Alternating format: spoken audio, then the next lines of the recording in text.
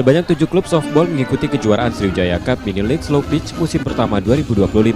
Dari 7 peserta, 6 klub berasal dari Sumatera Selatan, sementara 1 klub lainnya datang dari Lampung. Pengurus Provinsi Perserikatan Baseball Softball seluruh Indonesia Sumatera Selatan mengungkapkan antusiasme peserta dalam kejuaraan ini cukup tinggi. Kejuaraan ini juga menjadi bukti keseriusan Pemprov Perbasasi Sumsel dalam menggelar lebih banyak event softball di daerah.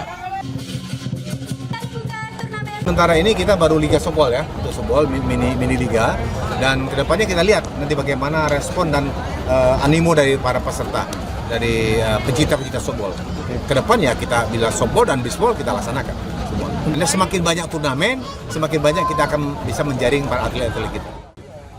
Kedepan kegiatan serupa direncanakan digelar secara rutin, setiap 3 bulan sekali sepanjang tahun untuk mendorong perkembangan olahraga softball di wilayah ini.